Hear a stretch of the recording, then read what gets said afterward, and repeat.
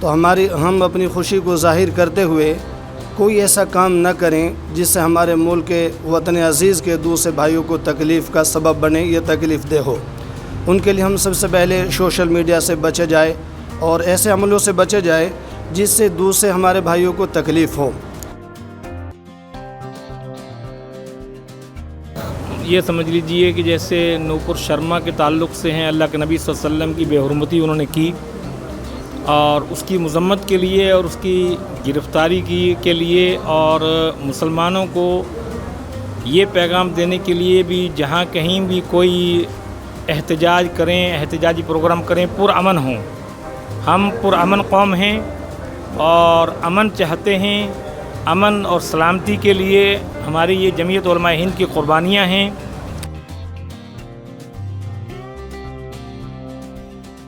کیونکہ قرآن مقدس کی جو آیت نازل ہوئی ہے، سب سے پہلے اقرا کے الفاظ آتے ہیں کہ پڑھیے۔ اقرا میں بھی تعلیم کا ذکر ملتا ہے، اور اسی طریقے سے طلب العلم فریضۃ علی کل مسلم، کہ علم دین کا حاصل کرنا ہر مسلمان پر، چاہے وہ مرد ہوں یا عورت ہوں، فرض ہے۔ میرا نام محمد عرفان ہے۔ میں مدرسہ قوت الاسلام روہیڑا ڈسٹرکٹ مالے کوٹلہ میں رہتا ہوں، اور یہاں آج مدرسہ دارالعلوم محمودیہ سنگھین میں مجلس عاملہ کے تعلق سے حاضر ہوا ہوں۔ جمعیت علماء ہند کے مجلس عاملہ کے تمام ارکان ہیں، اور یہاں پر جو حاضری ہے وہ عید الاضحیٰ کے تعلق سے اور ہمارے ملک کے جو موجودہ حالات ہیں ان کے تعلق سے ہماری حاضری ہے، ان پر بات کے لیے۔ عید الاضحیٰ پہ میں تمام مسلمانوں سے کہنا چاہوں گا کہ عید الاضحیٰ ہمارا بہت ہی مقدس تہوار ہے اور یہ ہمارے لیے خوشی کا باعث ہے۔ تو ہم اپنی خوشی کو ظاہر کرتے ہوئے کوئی ایسا کام نہ کریں جس سے ہمارے ملک کے وطن عزیز کے دوسرے بھائیوں کو تکلیف کا سبب بنے یا تکلیف دہ ہو۔ ان کے لیے ہم سب سے پہلے سوشل میڈیا سے بچے جائے اور ایسے عملوں سے بچے جائے جس سے دوسرے ہمارے بھائیوں کو تکلیف ہو، کیونکہ مقدس تہوار میں مقدس عمل ہوتے ہیں اور وہ مقدس عمل اللہ کو محبوب و مقبول ہوتے ہیں۔ اس لیے خاص طور سے قربانی کے وقت میں ذبح کرتے وقت اور پھر اس کی فضلات کو صفائی کے تعلق سے ہم کہنا چاہیں گے کہ ہماری طرف سے تمام مسلمانوں کی طرف سے کوئی ایسا عمل نہ پیش آئے جس سے ہمارے وطنی بھائیوں کو کوئی کراہیت تکلیف کا سبب بنے۔ یہ سمجھ لیجئے کہ جیسے نوپر شرما کے تعلق سے ہیں، اللہ کے نبی صلی اللہ علیہ وسلم کی بے حرمتی انہوں نے کی اور اس کی مذمت کے لیے اور اس کی گرفتاری کے لیے اور مسلمانوں کو یہ پیغام دینے کے لیے بھی جہاں کہیں بھی کوئی احتجاج کریں، احتجاجی پروگرام کریں، پرامن ہوں۔ ہم پرامن قوم ہیں اور امن چاہتے ہیں۔ امن اور سلامتی کے لیے ہماری یہ جمعیت علماء ہند کی قربانیاں ہیں۔ اب افسوس اس بات کا ہے کہ انہوں نے اللہ کے نبی صلی اللہ علیہ وسلم کی بے حرمتی کی، گستاخی کی۔ اب وہ جماعت میں رہ کر کے تو وہ پابندی میں تھے، تو ان کو جماعت سے بی جے پی نے نکالا اور نکال کر کے یہ کر دیا کہ بھی اب تم آزاد ہو، اب تم کچھ بھی کرو۔ یہ بات الگ ہے کہ ان کی کچھ مجبوریاں رہی کہ آگے وہ بہت زیادہ بول نہیں سکے، کچھ کر نہیں پائے، لیکن منشا اور مقصد ان کا یہی تھا کہ ان کو الگ کرنے کے لیے، جماعت سے الگ کرنے کے لیے بھی جماعت پہ سب پہ بات آئے گی، بی جے پی پہ پوری جماعت پہ بات آئے گی، پوری پارٹی پہ بات آئے گی، اس لیے تم آزاد ہو کر کے کچھ بھی کرو،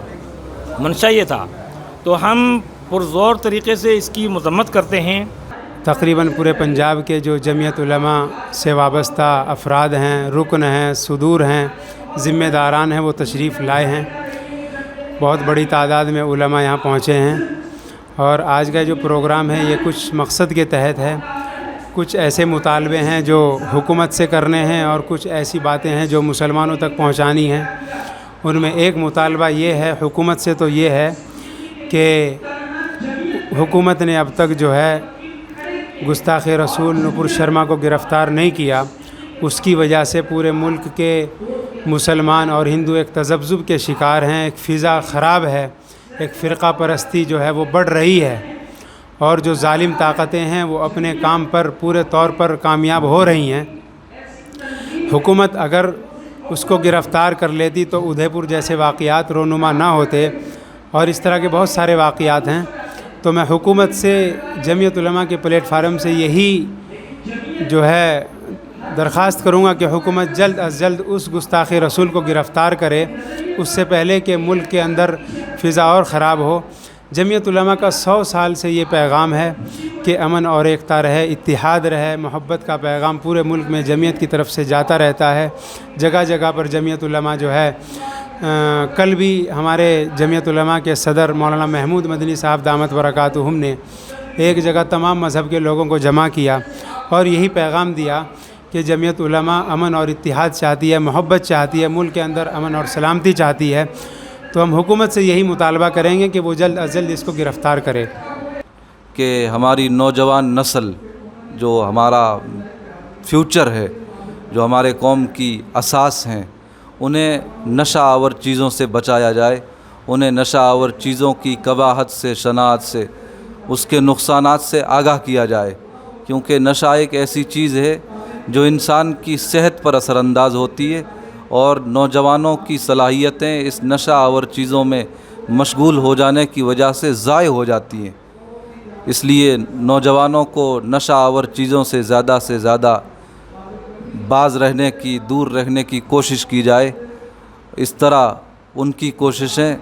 نیک کاموں میں، مفید کاموں میں لگ سکیں، ان کی صحت کی حفاظت رہے۔ یہ مختلف ایجنڈوں کے تحت یہ پروگرام رکھا گیا ہے، آج کا پروگرام، جس کے اندر الگ الگ ٹاپک، الگ الگ عنوانات ہیں۔ ان میں سے ایک ٹاپک تعلیم کے اوپر ہے۔ جمعیت علماء کے پلیٹ فارم سے آج کا جو اجلاس ہے،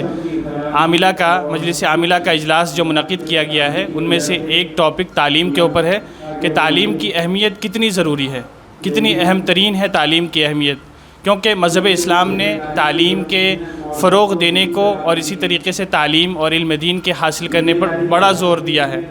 کیونکہ قرآن مقدس کی جو آیت نازل ہوئی ہے، سب سے پہلے اقرأ کے الفاظ آتے ہیں کہ پڑھیے۔